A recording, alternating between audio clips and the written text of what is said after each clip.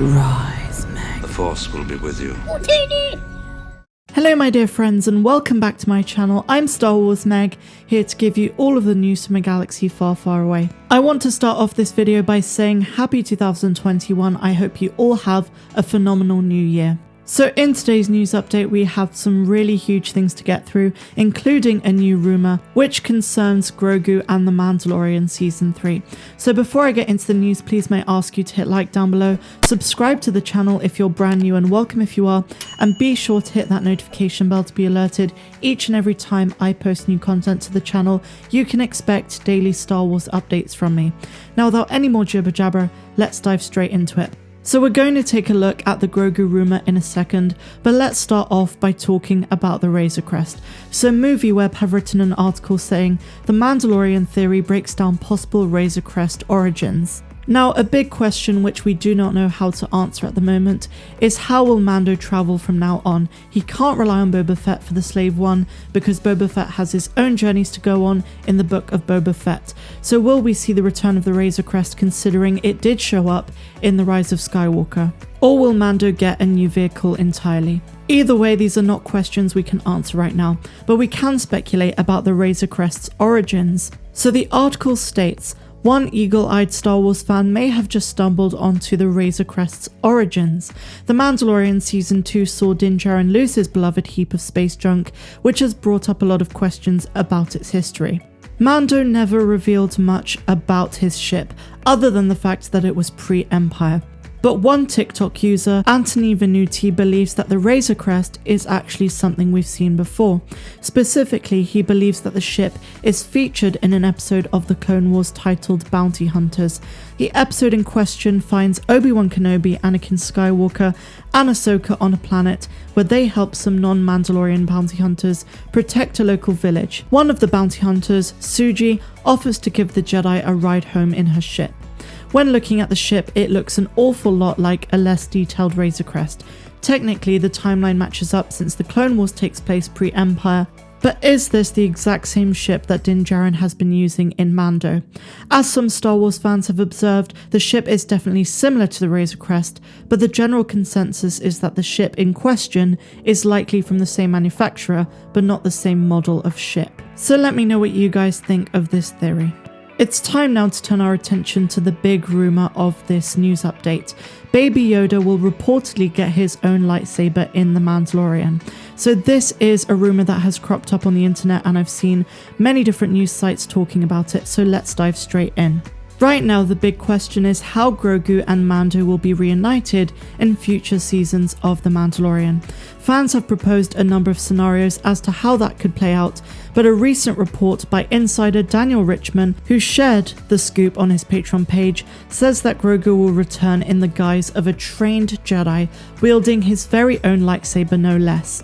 It wouldn't come as a surprise if the series decided to take a time jump between seasons 2 and 3, but what that could mean for the child specifically is anyone's guess at this point. Now, a lot of people have been wondering if we are indeed going to see Grogu in season 3, and I'm pretty sure we are going to. I like the idea of two separate plots going on at the same time, with Grogu and Luke Skywalker, and Din Djarin and Bo-Katan, with a significant event eventually uniting Grogu back with his dad, Din Djarin. I think it would be really awesome to see Grogu using a small lightsaber, very similar to the green one that Yoda used himself, a very shortened version of the lightsaber. And of course it would have to be significantly different to any lightsabers we've seen before, notably the size of it. The reason I say this is Lucasfilm have been taking an interest in the design department in unconventionally sized lightsabers in recent times. It's been confirmed that the Wookiee who we see in the High Republic novel series has a specifically larger lightsaber because of course she is a Wookiee. The opposite could be true for Grogu, he could wield a very short lightsaber. But of course I, as well as many other fans, would love to see Grogu back for season 3, training as a Jedi and becoming ever more powerful. I do think it's too early to speculate about his future and where he will eventually end up. but I think something will happen which can explain why we don't see him in the sequel trilogy. So now it's time to move on to an article from Inverse which talks about Captain Phasma, and it says The Mandalorian Season 3 could fix the worst character in The Last Jedi. Mando has the darksaber now, so does he still need that Beskar spear? Hopefully the answer is no, because a new theory suggests he might not hold on to it for long. According to a compelling new theory in The Mandalorian Season 3, Din Djarin could encounter a character from the Star Wars sequels, and it may not go very well for our Beskar-clad hero. TikTok user by the name of Carly Carpenter recently rewatched The Last Jedi and noticed something weird. Captain Phasma's weapon in the sequels looks a lot like the Beskar spear from The Mandalorian Season 2. Now, before I continue with the theory, guys, I did notice a problem with this.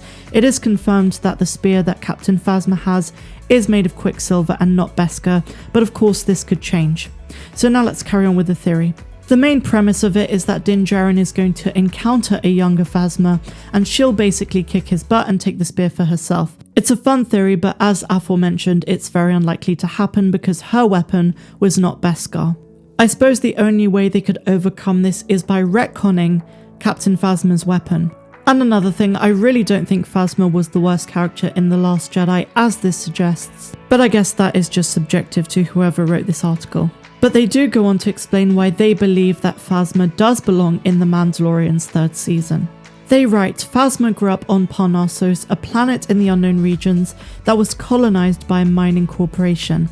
This ultimately led to a nuclear disaster that devastated what was once a green landscape. In this harsh environment, Phasma becomes a powerful warrior and leader of her clan's military. Her quicksilver baton is a high-tech nod to her warrior origins.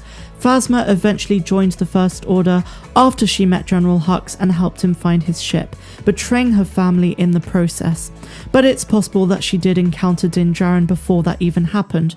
After all, Parnassos feels like the perfect location for a Mandalorian side quest in Season 3. Encountering Mando would give Phasma a much more interesting backstory, whilst also giving her weapon in The Last Jedi a stronger connection to Star Wars history. But as I said, they would have to retcon the fact that her spear is made of quicksilver.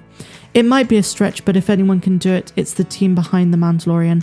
Plus, a Season 3 spin-off series about a young Phasma sounds awesome. And of course, there is a book about Phasma, which is one of the best novels you'll read in all of Star Wars books, in my opinion. So that is all of the news I have for you guys today. I really hope you enjoyed this one. If you did, be sure to give me a big fat like, subscribe to the channel if you're new, and I will catch you tomorrow with another video. Have a phenomenal rest of the day, no matter where you dwell in the galaxy. Have a good one.